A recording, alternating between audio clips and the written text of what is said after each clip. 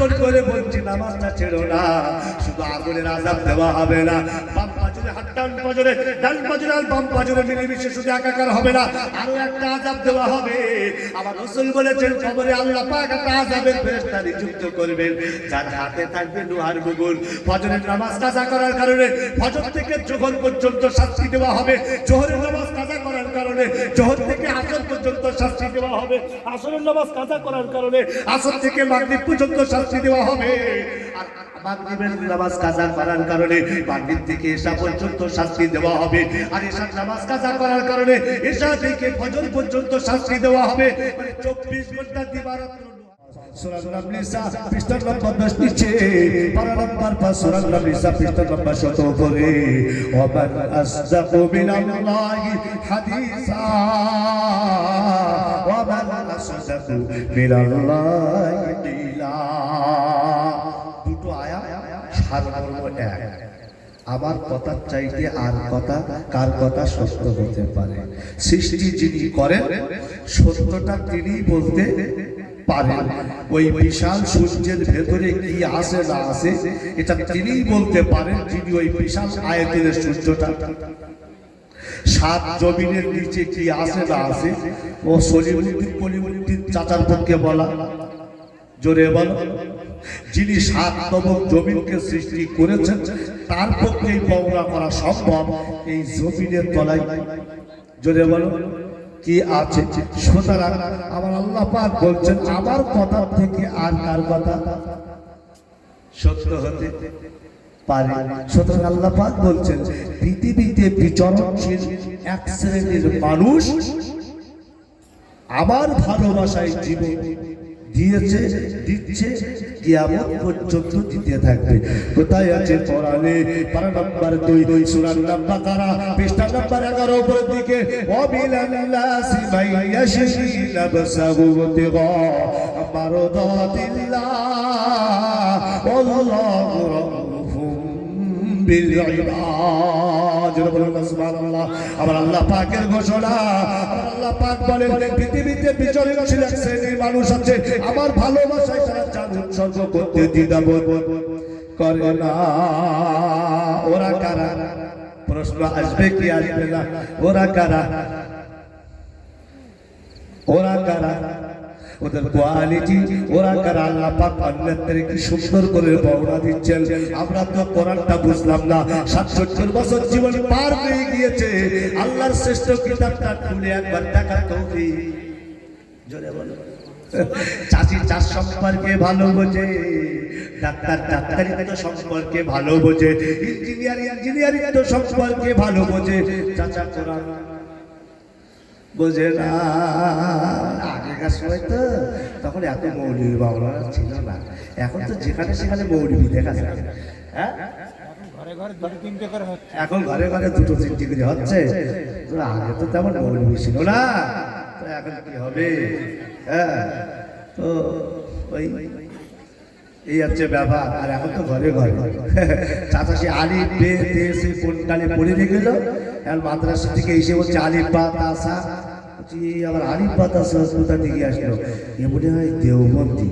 চাচা কিছু বোঝে না, তারা দেওবন্দি আর ফুরফুরা কি এইটা চাচা ভালো বোঝে। যদি বলি চাচা নামাজের দোয়া কুনুত জানো? বেতের নামাজ পড়তে গেলে দোয়া কুনুত লাগে, লাগে না যুবক? হ্যাঁ, দোয়া কুনুত জানো? আত্তাহিয়াতু জানো? হ্যাঁ, 2 রাকাত 4 রাকাত বিশিষ্ট নামাজের 2 রাকাত ছেড়ে গেলে বাকি 2 রাকাত কিভাবে পড়তে হয় চাচা জানে না। দেওবন্দি আর ফুরফুরা কাকে বলে এটা ভালো জানে। আমি কি ঠিক বলছি না ভুল বলছি? হ্যাঁ, ডাক্তার ডাক্তারিত্ব সম্পর্কে ভালো বোঝে, চাষি চাষ সম্পর্কে ভালো বোঝে, ইঞ্জিনিয়ার ইঞ্জিনিয়ারিত্ব সম্পর্কে ভালো বোঝে, কিন্তু আমরা শ্রেষ্ঠতম কালাম আল্লাহর কিতাব পাওয়ার পরেও এটা একবারও ভুলে দেখার তৌফিক হলো না। তারা আল্লাহ পাকের রাস্তায় জীবন উৎসর্গ করে, তার কোয়ালিটি আল্লাহ পাক হল্লের কি সুন্দর করে বর্ণনা করেছেন। আবার আল্লাহ পাক তার কোয়ালিটি বর্ণনা করেছেন কারা জীবন উৎসর্গ করে সে কথা আল্লাহ কোরআনে কোট করে দিয়েছেন। কোথায় আছে? কোরআনে পারা নাম্বার 11 সূরা নবী ইউনূস পৃষ্ঠা নাম্বার 15 উপরে, আল্লাযীনা আমানু ওয়া কানু কুল। আল্লাহর প্রতি অগাধ বিশ্বাস রেখেছে যারা, আর জীবনের সকল ক্ষেত্রে আল্লাহকে ভয় করে আল্লাহর প্রতি ভালোবাসার নমুনার প্রদর্শন করেছে যারা, আল্লাহর ভালোবাসায় জীবন উৎসর্গ করেছে তারা। ওই তো বাহ, কষ্ট ভালোই বুঝছে। আমাদের ইমান আছে, আমাদের ইমান কিরম জানো? ওই মনসুরা বিবির মতো। মনসুরা বিবির ঘটনা জানো? মনসুরা বিবির বয়স এখন 30 বছর। 15 বছর যখন বয়স হয়েছিল এক ছেলের সঙ্গে মোটামুটি উজু টুজু করে তারপর বেবিচারি করল। এখন 30 বছর হয়ে গিয়েছে, এখনো তার উজু ভাঙেনি। এখন রাস্তা দিয়ে যাচ্ছে, এখন রাস্তার পাশে জলসা হচ্ছে। এখন এমন একটা বক্তা ভাড়া করে এনেছে যে বক্তাকে বলেছে হুজুর আমাদের তার ঠিক করে দেয় এই বিষয়ে ওয়াজ করতে হবে। তো বক্তাকে ঠিক করতেছে উজু কি কি কারণে থাকে আর উজু কি কি কারণে থাকে না, 1 ঘন্টা এই নিয়েই আলোচনা করতে হবে। এখন বক্তা উজু কি কি কারণে থাকে আর কি কি কারণে থাকে না বলেই যাচ্ছে। ওই রাস্তা দিয়ে কে যাচ্ছে? মনসুরা বিবি।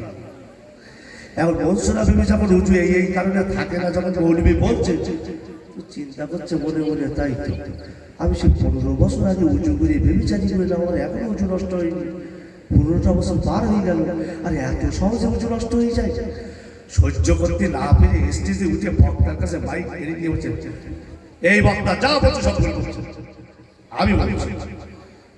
শ্রোতা বলছেন আল্লাহ, এই কারণে তো উজু ভঙ্গ হয়। আমাদের বক্তা তো ঠিকই বলছে, এ মহিলা আবার কি বলবে তার ঠিক নেই। মহিলা দিক সবাই থাকাচ্ছে, কি যে বলে তার ঠিক নেই। বলে শোনো, আমি আজ থেকে 15 বছর আগে এক ছেলের সঙ্গে বেবিচারি করেছিলাম। তা বেবিচারি করার আগে এখন উজু করিলাম। 30 বছর বয়স হয়ে গেছে, এই 15 বছর ধরে আমার এখনো উজু ভঙ্গ হয়নি। আর এই সামান্য সামান্য কারণে উজু ভঙ্গ হয়। ও ভাই, ইমাম থাকবে না যাবে? হ্যাঁ, কেউ যদি এইরকম কথা বলে মনসুরা বিবির মতো, তার ইমাম থাকবে না যাবে? হ্যাঁ, আল্লাহ বলছে আমার রাস্তায় জীবন উৎসর্গ করে তারা, যারা অগাধ আল্লাহকে ভালোবাসে, যারা জীবনের সকল ক্ষেত্রে আল্লাহকে ভয় করে আল্লাহর প্রতি ভালোবাসার নমুনা প্রদর্শন করেছে, যারা তারাই আমাকে ভয় করেছে, আমার ভালোবাসায় তারা জীবন। জোরে বলো।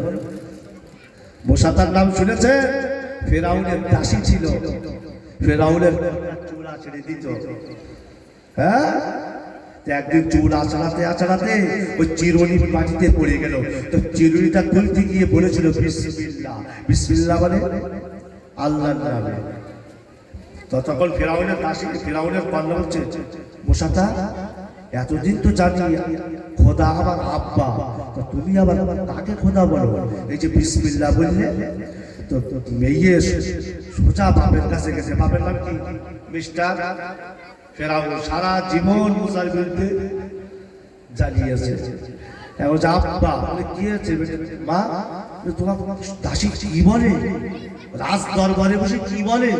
আমার চুল আস্তে আস্তে আস্তে চিরুনি মাটিতে পড়ে গেছে, তা বলছে বিসমিল্লাহ। আমি তো জানি খোদা আপনি, তা আবার ওর খোদা কে গো? ফেরাউন বলেছিল না আনা রাব্বুকুমুল আলা, আমি হলাম বড় খোদা। আল্লাহ পাক কোরআন শরীফে সেটা কোট করেছেন। ফেরাউন বলেছিল আমি বড় খোদা, সেটা আল্লাহ পাক কোথায় কোট করেছেন? পারা নম্বর 30 সূরা নাজিয়াত পৃষ্ঠা নম্বর 1 মিডল পয়েন্টের একটু উপরে। ফেরাউনের ব্যাখ্যা প্রচুর আছে, আল্লাহ কোরআনে বর্ণনা করেছেন। অধিকটা আমি যেতে চাইছি না। আমার বিষয়বস্তু হলো যে কারা আল্লাহর ভালোবাসায় জীবন উৎসর্গ করে, এই বিষয়ে 1 ঘন্টার বয়ান। এখন এদিক ওদিক করলে তোর বিষয়টা বলা হবে। আমি তো জানি আপনি বড় খোদা, আমার কে খোদা আছে? মা ডাকা মোসাতাকে ডেকে আনা হলো। ফেরাউন বলছে মোসাতা, তুমি চিরুনি পড়ে যাওয়ার পর কি বলেছিলে? বলে বিসমিল্লাহ। তাহলে তাকে তুমি আল্লাহ মানো? বলে আমি আপনাকে আল্লাহ মানি না। বলছে তাকে মানো?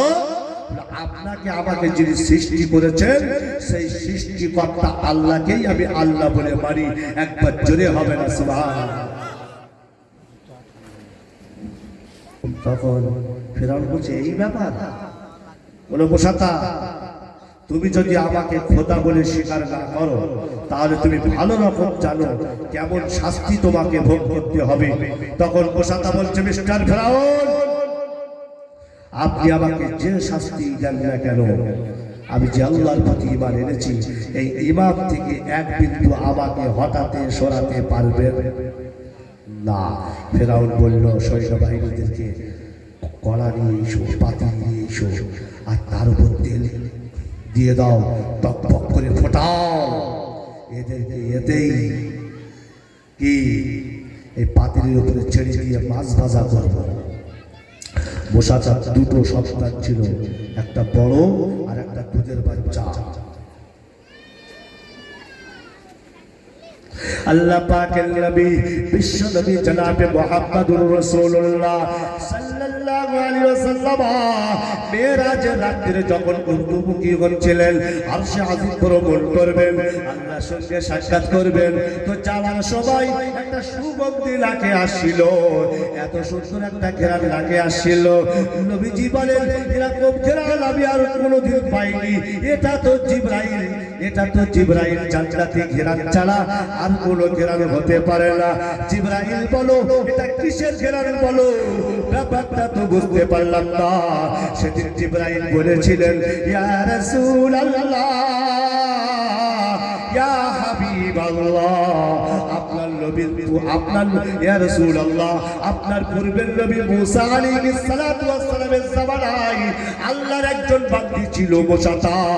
ফিরাউনের অন্যায়কে সাপোর্ট না করে একত্ববাদের উপরে সে বিশ্বাস রাখার কারণে ফিরাউন এমন শাস্তি তাকে দিয়েছিল, তার কবর থেকেই এমন শাস্তি দিয়েছিল যে শাস্তি থেকে সে পৃথিবী থেকে বিদায় নিয়েছিল, তারই কবর থেকে শুকরান আসে।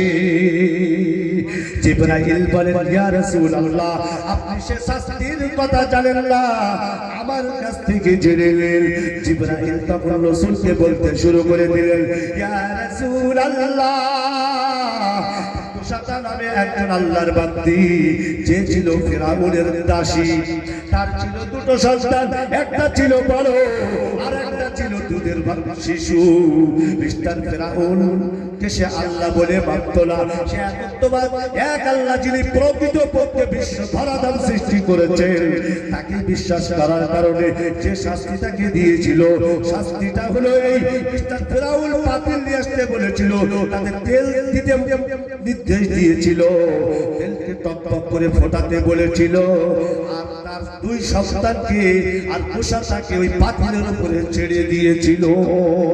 যখন মিস্টার ফিরাউন বলল, মুসাতা, আমাকে রব বলে স্বীকার করো, আমাকে খোদা বলে স্বীকার করো, তাহলে এই যে পাতিল দেখতে পাচ্ছ এর উপরে কিন্তু ছেড়ে দেওয়া হবে। মুসাতা বলে, তোমাকে রব বলে স্বীকার করব না।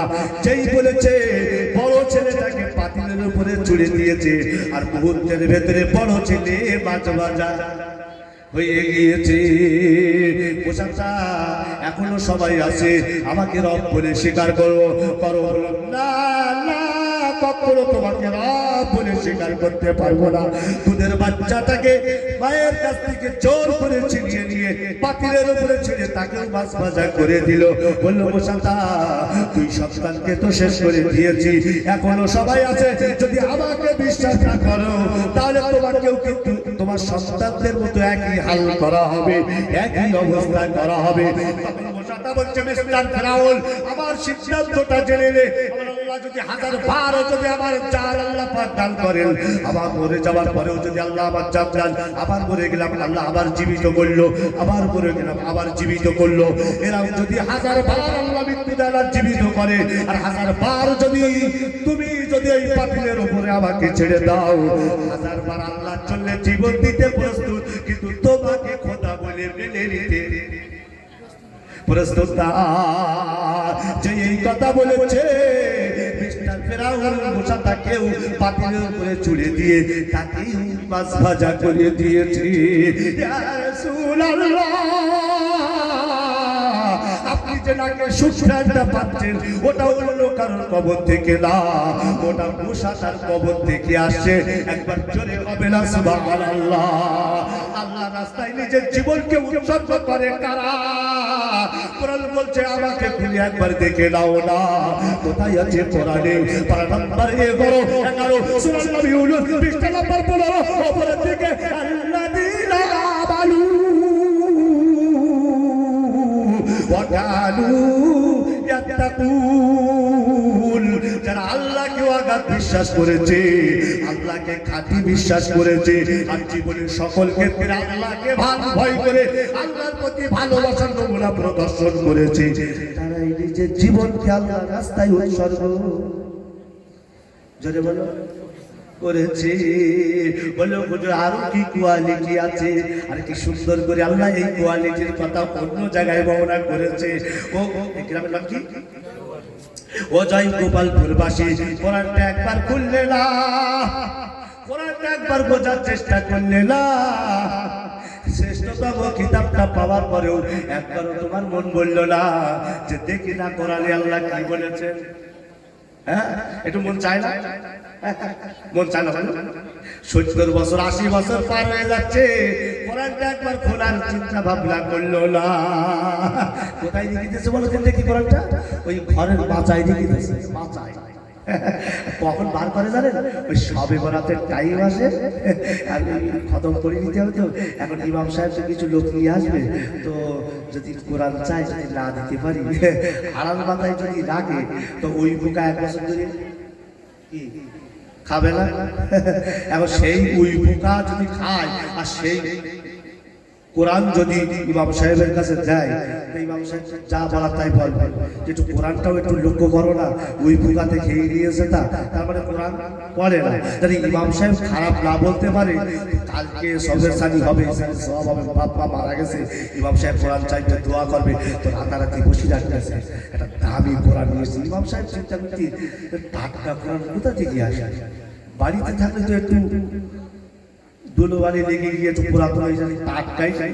কিন্তু ইমাম সাহেব তো জানে না আসল রহস্যের কথা, যে মাচায় রেখে দেবে।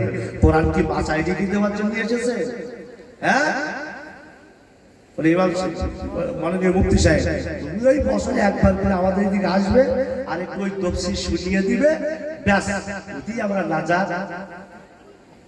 কিছু কিছু লোক আছে, আমরা তো জান্নাত যেতে পারবো না, তো মুফতি সাহেবের পা ধরে যাবো, আমার পা ধরে যাবে, আমি আমার কি আমার কি হবে সেই চিন্তায় আমি থাকবো, ও আমার পা ধরে যাবে। হ্যাঁ, কি ভুল বলছি নাকি? কোথায় আছে কোরআনে? পারা নাম্বার 30 সূরা আবাস পৃষ্ঠা নাম্বার 2 মিডল পয়েন্টে, লিকুল্লি মরিইম মিনহুম ইয়াওমাইদিন শাআনু ইউগনি। সেদিন মানুষ নিজের নফসের জন্য চিন্তা করবে, আমার কি হবে, আমার কি হবে। সেদিন কেউ কাউকে বাঁচাতে জোরে বলো পারবে না। সারা পৃথিবীর মানুষ নফসি নফসি করবে, আমার নফসের কি হবে। আর একজন মানুষ বলবে আমার উম্মতের কি হবে।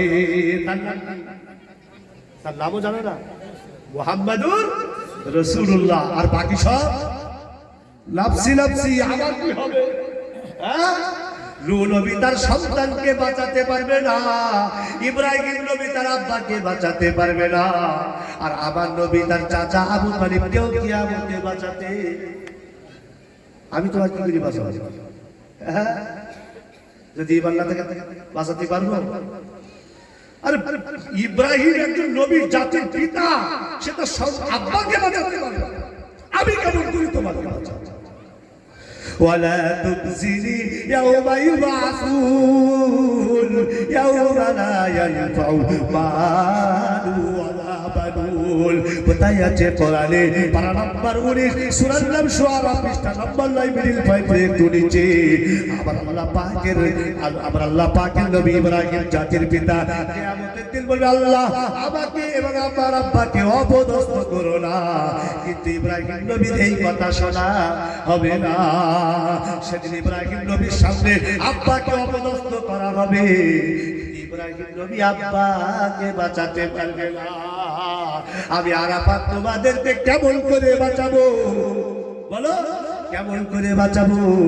যদি আমল করতে না পারো, যদি আল্লাহকে ভালোবাসতে না পারো, যদি নবীকে ভালোবাসতে না পারো, বলো তাহলে আমি কেমন করে তোমাদেরকে বাঁচাবো? আমার আল্লাহ কি সুন্দর করে কোরআনে বলছেন, আমার ভালোবাসার জীবন উৎসর্গ করে তারা।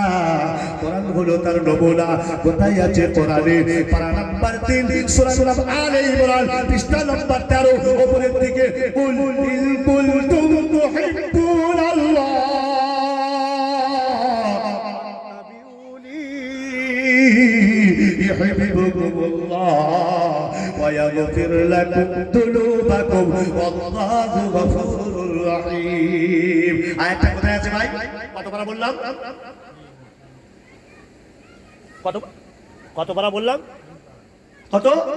3 কোরআন শরীফ পারা নাম্বার 3 সূরা আলে ইমরান পৃষ্ঠা নাম্বার 13 উপরের দিকে আয়াত, কুল ইন কুনতুম তুহিব্বুনাল্লাহ ফাত্তাবিউনি ইউহিব্বুকুমুল্লাহ ওয়া ইয়াগফির লাকুম যুনুবাকুম ওয়াল্লাহু গফুরুর রহিম। নারে তাকবীর! আল্লাহ পাকের ঘোষণা, হাবিব তুমি তোমার উম্মতদেরকে জানিয়ে দাও, ওরা যদি আমার ভালোবাসা পেতে চায় তাহলে ওরা যেন তোমার অনুসরণ করে, তোমার অনুকরণ করে। ওরা যদি তোমার অনুসরণ করতে পারে, জীবনের সকল ক্ষেত্রে যদি অনুকরণ করতে পারে, তাহলে ওরা আমার ভালোবাসা পাবে। আর ওরা যখন আমার ভালোবাসা পাবে, আমি আল্লাহ বলছি ইউহিব্বুকুমুল্লাহ, তখন আমি আল্লাহ ওদেরকে ভালোবাসতে থাকবো। আর আমি আল্লাহ যদি ওদেরকে ভালোবাসি, তাহলে কোথায় যাবে? জাহান্নামে না জান্নাতে? জাহান্নামে।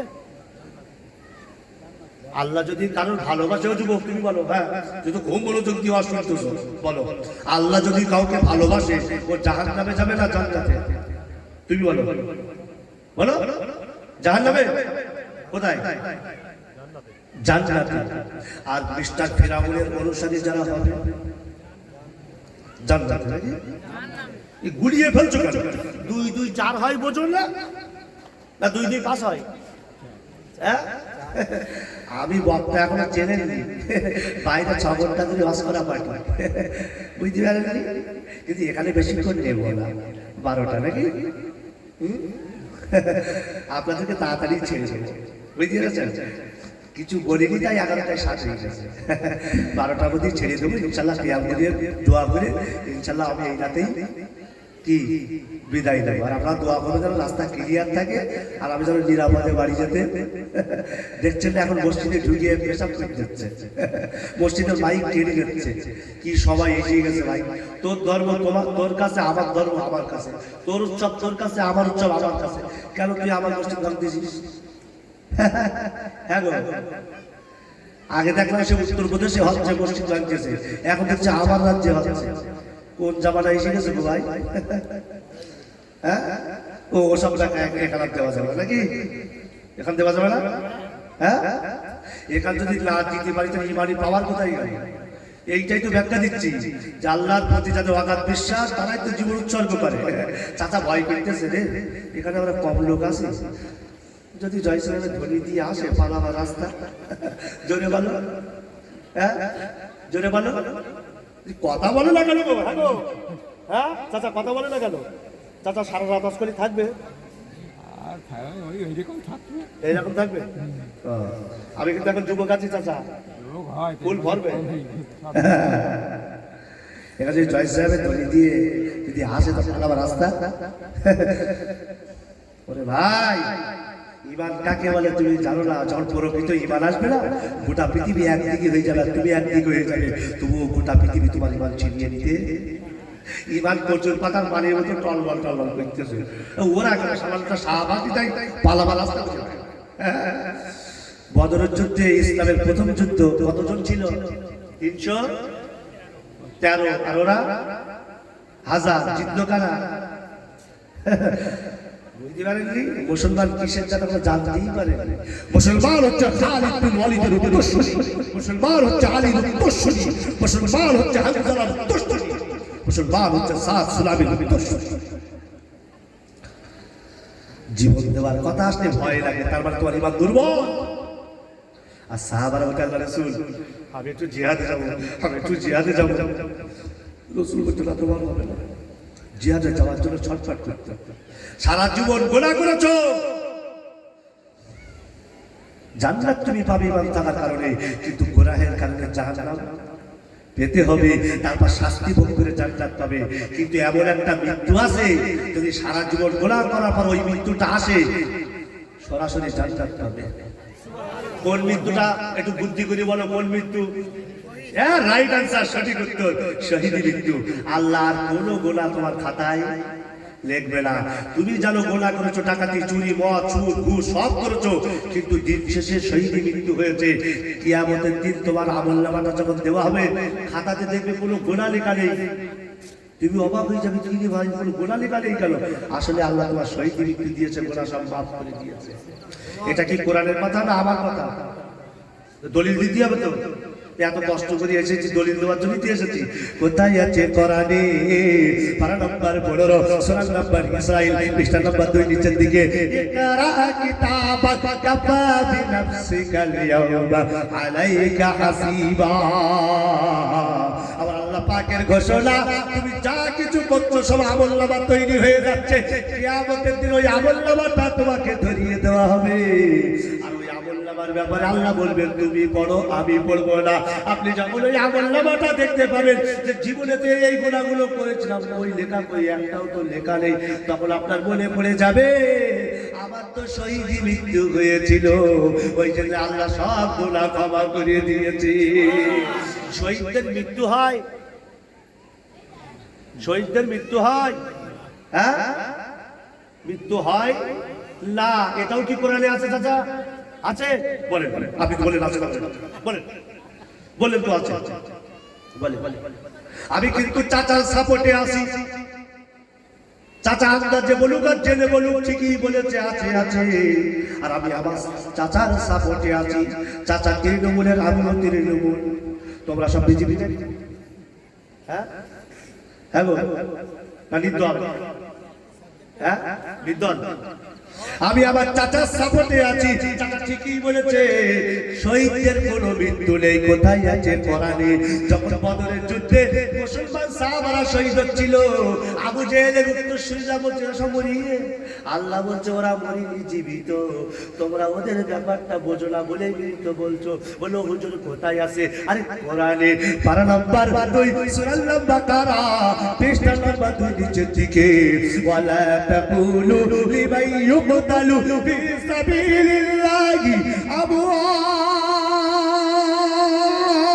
أموات بل أحياء ولكن لا تشعرون।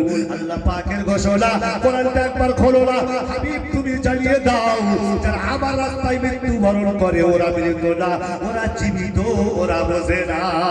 নারে দেখবেন, আল্লাহর কাছে যখন দোয়া করতে হবে, শহীদি দোয়া করতে হবে।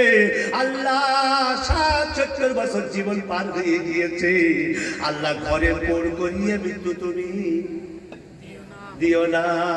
কেন পোড় করে মৃত্যু দিলে ঘরের বৌমা ঠেকানি দেবে, কিছুই করা।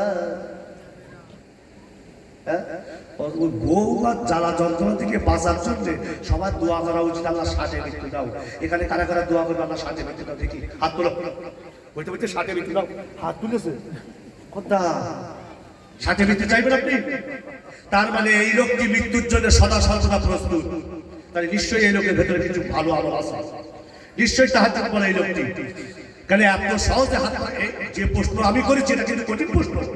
যে সে কিন্তু বলবে না যে আমার এই সময় মৃত্যু দাও, তার মানে নিশ্চয়ই প্রস্তুতি নিচ্ছে উনি মৃত্যুর সদা সর্বদা প্রস্তুতি নিচ্ছে বলেই এতটা সাহস করে বলতে পারল যে আল্লাহ আমার ৬০ মৃত্যু দাও।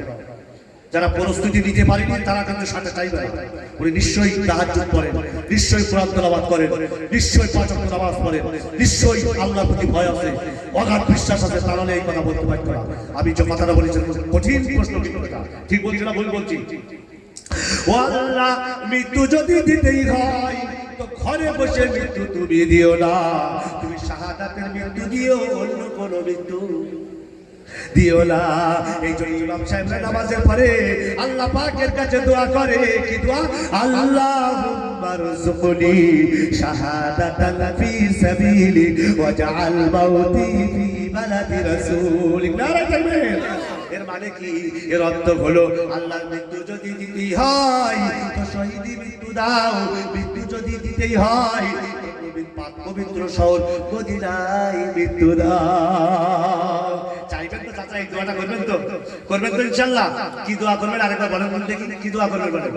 বলেন মৃত্যু যদি দিতেই হয়, কি মৃত্যু?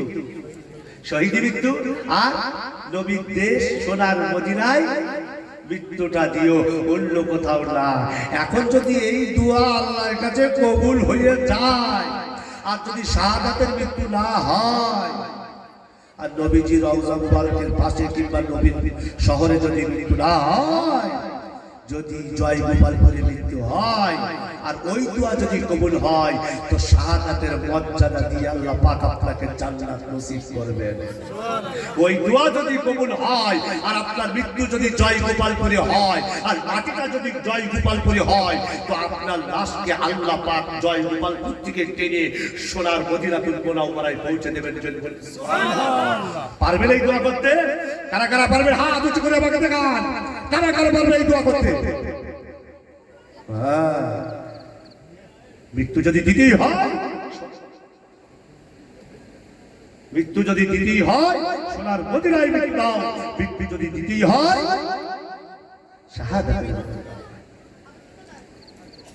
নবী তুমি বলে দাও ইউহিব্বুকুমুল্লাহ, ওরা যদি আমাকে ভালোবাসে আমি আল্লাহ ওদেরকে ভালোবাসবো, আর আমি আল্লাহ যখন ওদেরকে ভালোবাসবো ইয়াগফির লাকুম যুনুবাকুম ওয়াল্লাহু গফুরুর রহিম, তখন আমি আল্লাহ ওদের পিছনের জীবনের সব গুনাহ আল্লাহ আমি ক্ষমা করে দেব।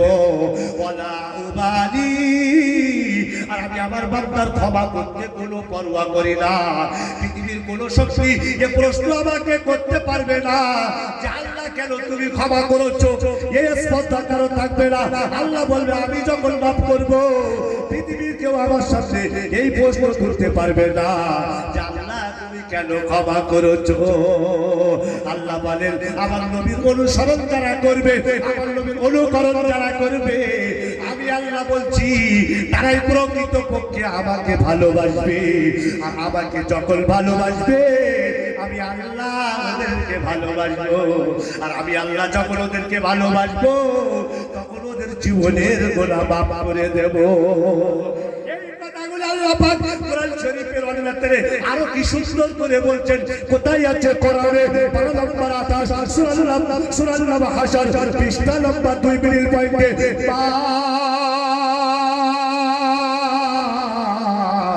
আতাকুমুর রাসূলু ফাখুযুহু ওয়া মা নাহাকু আনহু ফান্তাহু ওয়াত্তাকুল্লাহ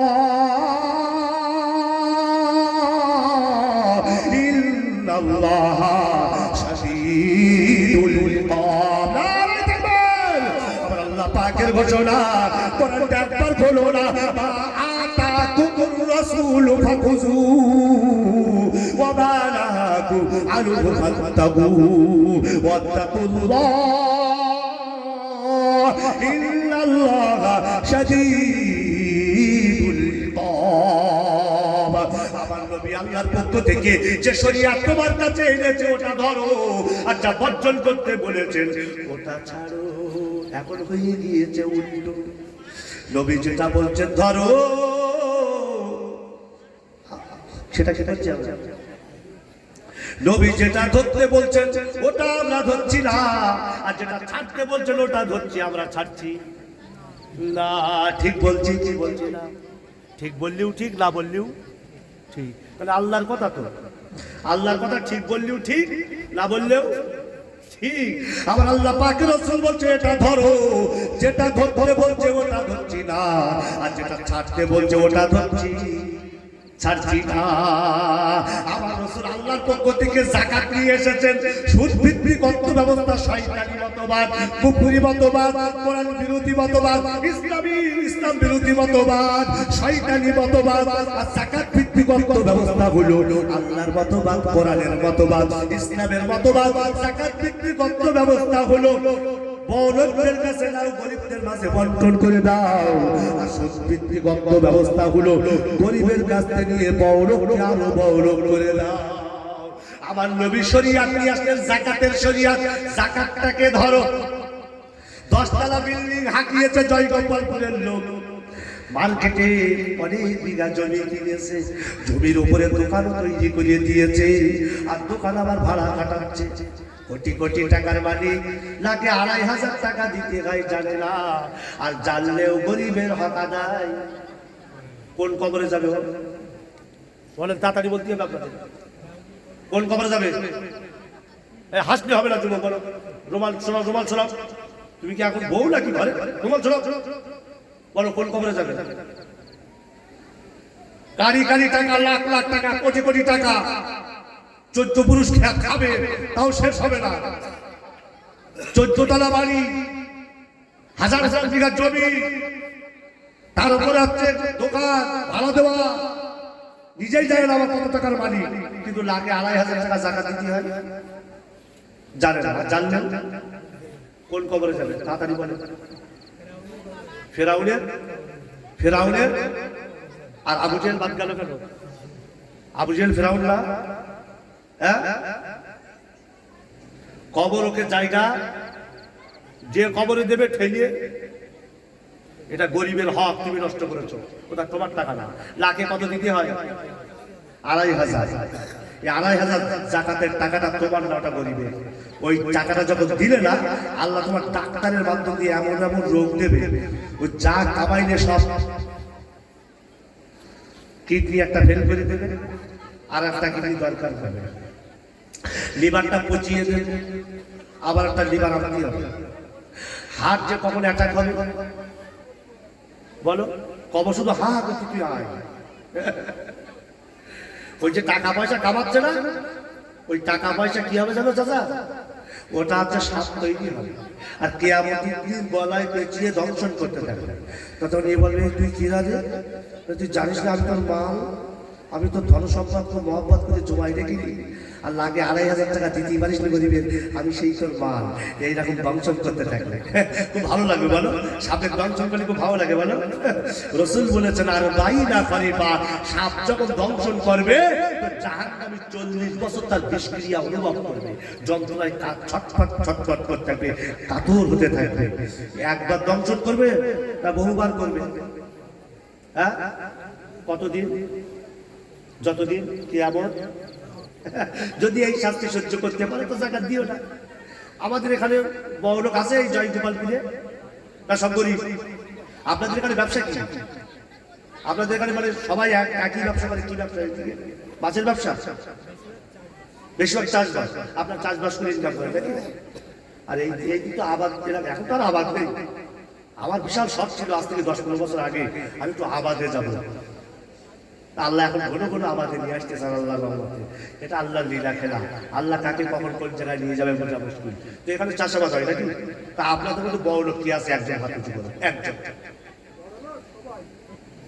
হ্যাঁ, কে বললো কথা? ও আপনি বড় লোক? কে বললো কথাটা? সবাই কথা কি বললো? ও বড় লোক সবাই। তা সবাই তো হাত তুলছে না, কেন একজন হাত তুলতে হয়ে যায়? আরে আমি তো আদায় করবো না, আদায় করার লোক তো হয়ে গেছে। কি গো, আদায় করা তো হয়ে গেছে। আমি তফসিল করে দোয়া বিদ দেবো, আমি আদায় করবো না, সেটা দেখতে চাচ্ছি বড় লোকটা। একজন হাত তুলুন। ও খুব বড় লোক এখানে নেই, ও মানে মাঝারি। মাঝারি তো, মাঝারিটাও তো বড় লোক। ও আচ্ছা আচ্ছা, বুঝতে পেরেছি। যদি আল্লাহ আপনাদের বড় লোক করায়, যদি আল্লাহ পাক আপনাদের বিত্তশীল বানায়, যদি আল্লাহ আপনাদের ধন সম্পদ দেয়, তো আপনার লাখে 2,500 টাকা যাকাত দেওয়ার চেষ্টা করবেন। করবেন তো ইনশাআল্লাহ? আরে জোরে বলুন না ইনশাআল্লাহ। দিতে পারবেন তো ইনশাআল্লাহ? তো আল্লাহ পাকের নবী বলছেন যে শরিয়াত আমি এনেছি ওটা ধরো, আর যেটা ছাড়তে বলেছি ওটা বর্জন করো। আমরা কি সেটা করছি? জোরে বলেন। রাসূলুল্লাহ নামাজ নিয়ে আসলেন, নামাজের শরীয়ত নিয়ে আসলেন, আমরা নামাজ ধরছি? জোরে বলেন, নামাজ ধরছি?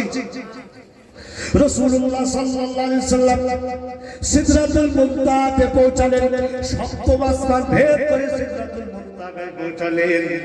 আল্লাহ পাক ওই জায়গাতে নামাজ প্রাপ্ত করলেন। আল্লাহ পাক নবীজিকে বললেন, হাবিব যাও দুনিয়ার মাটিতে যাও, আর তোমার উপর যে 5 ওয়াক্ত নামাজকে ফরজ করেছি ওটা উম্মতকে জানিয়ে দাও। জোরে বলুন সুবহানাল্লাহ। কোথায় আছে কোরআনে? পারা নম্বর 5 সূরা নিসা, পৃষ্ঠা নম্বর 14, মিডল পয়েন্টের আয়াত, ইন্নাস সালাতা কানাত আলাল মুমিনিনা কিতাবাম মাওকুতা।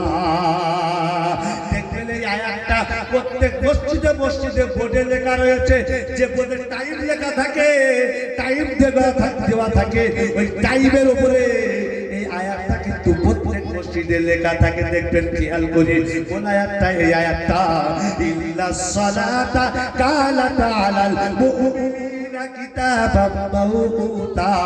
নিশ্চয় আল্লাহ পাক নির্ধারিত সময়ে মুমিনদের উপরে 5 ওয়াক্ত নামাজকে ফরজ করেছে। আমার আল্লাহ পাক নামাজ এত বড় দামি, এত বড় মহামূল্যবান জিনিস, আমার আল্লাহ পাক সিদরাতুল মুনতাহাতে নবীর উপরে নামাজ দিলেন আর বললেন, উম্মতকে জানিয়ে দাও আজ থেকে 5 ওয়াক্ত নামাজ তাদের উপরে ফরজ হয়ে গিয়েছে। তারা যারা নির্ধারিত সময়ে 5 ওয়াক্ত নামাজ আদায় করে। পৃথিবীতে যত ভালো আমল আছে, সমস্ত ভালো আমলের ভেতরে নামাজ হচ্ছে সবচাইতে উত্তম আমল। বান্দা অন্য আমল করে যতটা না আল্লাহ নিকটবর্তী হতে পারে, তার চাইতে বেশি নিকটবর্তী বান্দা নামাজের মাধ্যম দিয়ে হতে পারে। বলো হুজুর কোথায় আছে কোরআনে? পারা নম্বর 30 সূরা আলা, পৃষ্ঠা নম্বর 2 উপরে আমার আল্লাহ পাক বলেন, ওয়াসজুদু ওয়াবতারিব, বান্দা তুমি সিজদা করো আর আমার নিকটবর্তী হয়ে যাও। নারায়ে তাকবীর। নামাজ কোন অবস্থাতে ছাড়া যাবে না। নির্ধারিত টাইমে পবিত্র উপরে আল্লাহ পাক নামাজকে ফরজ করে দিয়েছেন। এই নামাজ ছাড়া যাবে না। নামাজ ছাড়ছেন, যতই আমল করুক না কেন, রাসূল বলেছেন বাইনা সামাই ওয়াল আরদি মুআল্লাকুন, বান্দা যখন নামাজ পড়ে না, নামাজ ছাড়া যখন অন্য কোনো আমল করে, ওই আমল তখন আসমান জমিনের মাঝখানে ঝুলে থাকে, নামাজের জন্য আটকে থাকে। আর যখন বান্দা নামাজ পড়ে, আসমান জমিনে ঝুলে থাকা বাকি আমলগুলো সরাসরি আল্লাহর আরশে পৌঁছে যায় আর আল্লাহ সেটাকে কবুল করে নেয়। তুমি তো তোমার নিজের পায়ে কুড়ুল মারছ, তুমি দান করছো 1 নম্বরে, যাকাত দিচ্ছ 1 নম্বরে, 1 মাস রোজা রাখছো 1 নম্বরে, আসো হজ করেছো, কিন্তু নামাজটা তুমি পড়ো না। এই তোমার এত ভালো ভালো আমল আল্লাহর দরবারে পৌঁছাবে না, আকাশ জমিনের মাঝখানে ঝুলে থাকবে। আর যেদিন থেকে নামাজ পড়া শুরু করবে, তোমার আমলগুলো সরাসরি আল্লাহর কাছে পৌঁছে যাবে। নামাজ ছাড়বেন বাবু? আমার আল্লাহ পাকের রাসূল নামাজের শরীয়ত এনেছেন, ওই নামাজটাকে ধরতে বলেছেন, আমরা ধরছি না। আর শয়তান গান বাজনার দিকে উৎসাহিত করছে, ওটা ধরছি, ছাড়তে পারছি না। হ্যাঁ, কত সুন্দর মসজিদ কিন্তু দেখলাম, মসজিদের পাশে উজুখানা, বাথরুমখানা সব আছে, মসজিদে পাকা আছে, এসি আছে, সব ব্যবস্থা আছে, কিন্তু উজু করে নামাজ পড়ার মতো লোক নেই। আছে বা? উজু করে নামাজ পড়ার মতো লোক আছে? সব আছে। আর আগে ছিল মসজিদ কাঁচা, পানি আনতে গেলে 1 কিলোমিটার দূরে যেতে হইতো, কি কষ্ট করে পানি আনতো, আর পানি না পেলে তায়াম্মুম করে নামাজ পড়তো, কিন্তু নামাজ ছাড়তো না। আর এখন সব আছে, উজুখানা আছে, বাথরুমখানা আছে, কল আছে, মসজিদে পাকা আছে, এসি আছে, সব আছে, নামাজ পড়তে ভালো লাগে না। একজনকে জিজ্ঞাসা করলে আসলে না কেন, একদম ভালো লাগে না, মানে আল্লাহ মোহর লাগিয়েছে। যখন আল্লাহ একদম মোহর লাগিয়ে দেবে, তখন আপনার কিছু ভালো, জোরে বলো, কোথায় আছে কোরআনে? পারা নম্বর 1 সূরা বাকারা পৃষ্ঠা নম্বর 2 উপরে, ফাতামাল্লাহু আলা কুলুবিহিম ওয়া আলা সামিইহিম ওয়া আলা আবসারিহিম عليهم غشاوة ولهم عذاب عظيم বলো এক শ্রেণীর মানুষ আছে মক্কায় তুমি যতই ভালো ভালো কথা বলো তোমার কথা ওরা শুনবে না আকাশের চাঁদ দু টুকরো হচ্ছে এটা দেখার পরেও আবু জেহেল বিশ্বাস করছে না এরা এক টুকরো মোহর লাগিয়ে দেখি আবু জেহেল তার উত্তর হচ্ছে মোহাম্মদ তা সত্যি যদি তুমি নবী হয়ে থাকো তা আকাশের চাঁদটা দ্বিখণ্ডিত করে দেখাও দেখি আল্লাহ বলেন হাবিব তুমি আঙুল ইশারা করো ভাগ করে দেওয়ার দায়িত্ব নবীকে হত্যা করবে আল্লাহ পাক জিবরাইলকে বলছেন জিবরাইল জানিয়ে দাও আর নবীকে হত্যা করবে যেন ওই ঘরে আজকে না থাকে ওই ঘরে যেন না থাকে এখন মক্কার কাফেররা চতুর্দিক দিয়ে ঘেরাও করে রেখেছে হত্যা করবে বলে আল্লাহ পাক নবীকে বললেন সূরা ইয়াসিনের কয়েকটি আয়াত পড়ো আর এক মুষ্টি পানি নিয়ে শুধু এরা নিক্ষেপ করো চতুর্দিকে তাদের চোখে পৌঁছানোর দায়িত্ব আমি আল্লাহ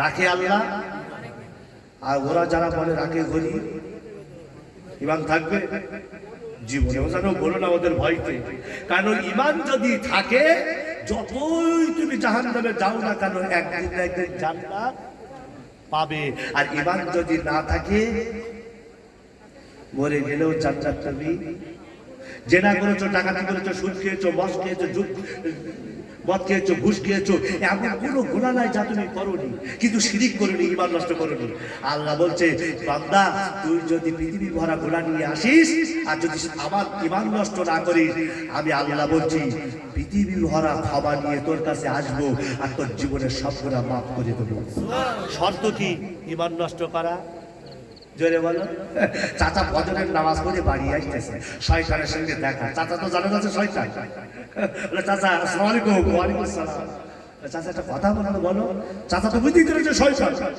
বলে চাচা তোমার মতো নামাজি এই গোটা জয় গোপাল করে রে সবাই প্রশংসা করছে যেখানে যাচ্ছি ও বিশাল নামাজি চাচা তো ভুলে কলা গাছ হয়েছে চাচা একটা কথা বলো বলো প্রথমে আগে প্রশংসাটা করি কলা গাছ দাঁড়িয়ে গেল এইবার তো ধ্বংসটা করবো বুঝতে পেরেছো এইবার চাচা একটা কথা বলো চাচা এটা ছোট্ট সুই দেখতে পাচ্ছ সুই আমার হাতে হ্যাঁ সামান্য চিঠি বলছে তুমি যা ইবাদত করো তুমি যার সামনে বারবার সেজদা করো ওই আল্লাহ কি পারবে এই বিশাল দুনিয়াটাকে ছোট্ট সুইয়ের ভেতরে ঢুকিয়ে অপর প্রান্ত বার করতে চাচা তখন মাথা চুলকি তাও তো ঠিক আমার মনে হয় পারবে না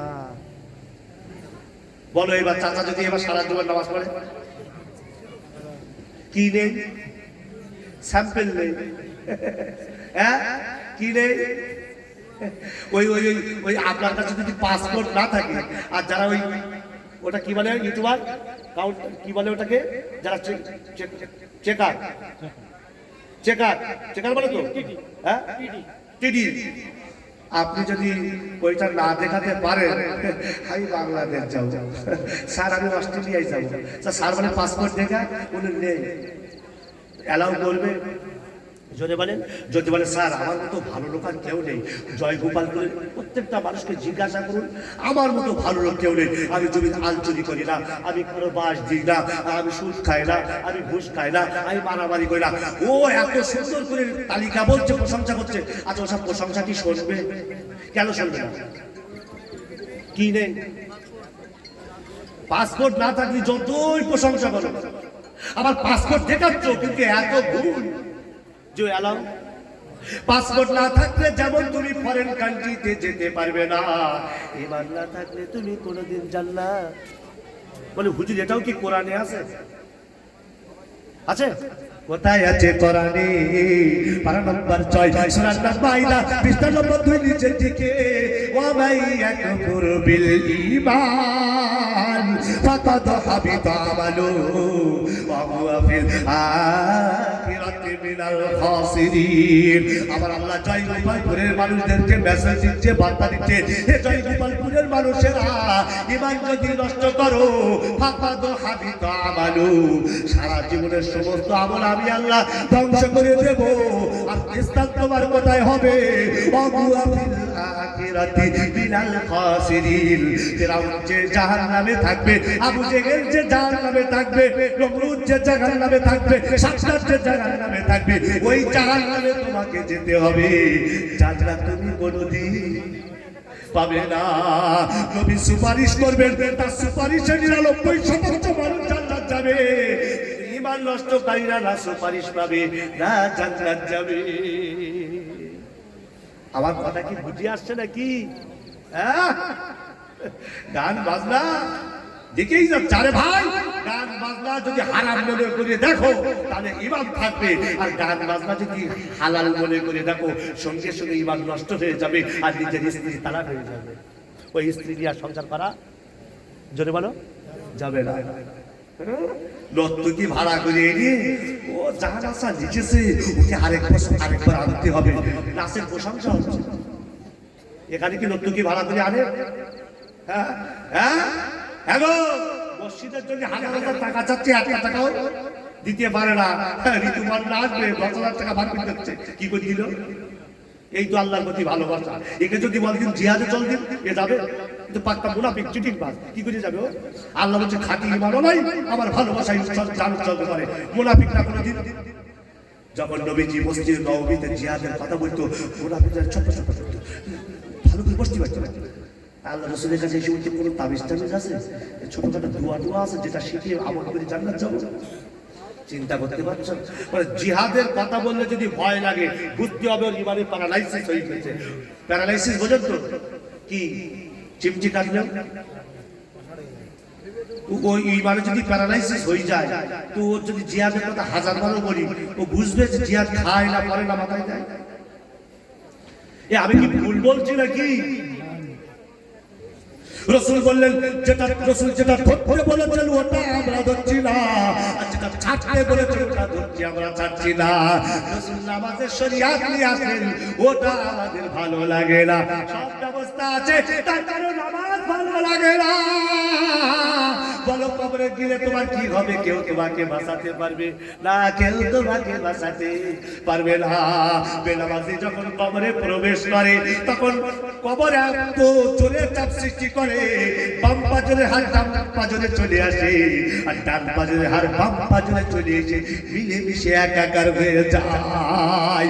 শুধু কি একটা আযাব? আমি হাদিস পাকের ভিতরে বেনামাজির অনেক শাস্তির কথা পড়েছি। শুধু তাই নয়, শুধু তাই নয়, বেনামাজির কবরে আগুন জ্বালিয়ে দেওয়া হয়, দাও দাও করে আগুন জ্বলতে থাকে বেনামাজির কবরে। আর ওই আগুনের তাপ, আগুনের প্রখরতা, আগুনের তীব্রতা তার গোটা শরীরকে জ্বলছে দিতে থাকে। শুধু কি এই দুটো শাস্তি? না না না, ও জয় গোপালপুরের মানুষেরা, নামাজটা কাটা করো না। আমি আমার পরে আসতে পারবো কি পারবো না জানি না, জীবন মৃত্যুর গ্যারান্টি থাকে না। আমি আপনাদেরকে হাত জোড়ে করে বলছি, কোনো অবস্থাতে নামাজটা ছেড়ে দিও না। আল্লাহ বলছে বান্দা যদি তুই নামাজ পড়িস আর যদি গুনাহ করিস, আর আমি আল্লাহ যদি তোকে কবরে বা জাহান্নামে দিই, তোর আযাব কিন্তু মাইনাস হবে। কি হবে? জোরে বলো। আর আল চুরি করলে আযাব কি হবে? একদম রাইট। কে বললো এটা? তুই কি করে বুঝলি আগে বল? এই ব্যাপারটা তুই কি করে বুঝবি? ও সঠিক উত্তর দিয়েছে, একদম সঠিক উত্তর দিয়েছে। আল্লাহর হক নষ্ট করেছো, আল্লাহ চাইলে মাফ করতে পারে, আবার আযাব দিয়েও মাফ করতে পারে, কিন্তু বান্দার হক নষ্ট করলে যতক্ষণ বান্দা না মাফ করবে আল্লাহ ক্ষমা। রাত্রে বেলায় আর যদি বেরিয়েছে ঠেনে ঠেনে মসজিদে এসে এই সব কথা শোনা করো, ওর মুখে মানায়। জমির আল সোজা করতে ভিতরে কথা শোনা করতে মনে করতে আল্লাহ জানে কিছু যায় না। হ্যাঁ, রাসূল বলেছেন 1 বিঘা জমি যদি কেউ নেয় অন্যায় ভাবে, আমি রাসূল বলছি আমার কথা কোনোদিন মিথ্যা হতে কোথায় আছে কোরআনে? পারা নম্বর 7 সূরার নাম নাজম পৃষ্ঠার উপরে, ইন হুয়া ইল্লা ওয়াহয়ু ইউহা। আল্লাহর নবী তো সেই কথা বলে যা আল্লাহর জিবরাইল কত জানিয়ে দেয়। সুবহানাল্লাহ। রাসূল বলছে, আমি রাসূল বলছি 1 বিঘা জমি যদি কেউ অন্যায়ভাবে হরণ করে, আমি রাসূল বলছি 7 তবক জমি তার গলায় পেঁচিয়ে দেওয়া হবে। পারবেন তো তার ভারিত্ব গ্রহণ করতে? হ্যাঁ বলো, একটা মোটরসাইকেল তোমার মাথায় এখন দেবো, পারবে তো? 7 তবক জমি। এটা কোনো ঠাট্টা ইয়ার্কির কথা নয়, স্বয়ং রাসূল বলছেন। যে রাসূল নবী হবার আগে কাফের মুশরিকরাও পর্যন্ত বলেছিল আমি সাদিক সত্যবাদী। হ্যাঁ, লজ্জা করে না লোকের জমির হাল ঠালো? তোমার ঈমান মরণের সময় মুখ থেকে জারি হবে কিনা সন্দেহ আছে।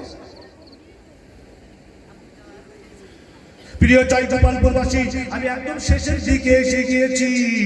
আমি তাড়াতাড়ি করে শুনে নিন, আর মাত্র 20টা সময় বাকি আছে, 20 মিনিট সময়।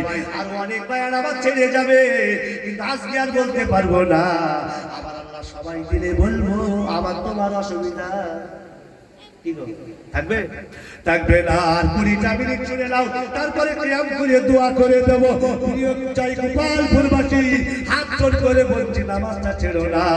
শুধু আগুনের আযাব দেওয়া হবে না, বাম পাজরে হাত, ডান পাজরে, ডান পাজরে আর বাম পাজরে মিলেমিশে শুধু একাকার হবে না, আরো একটা আযাব দেওয়া হবে।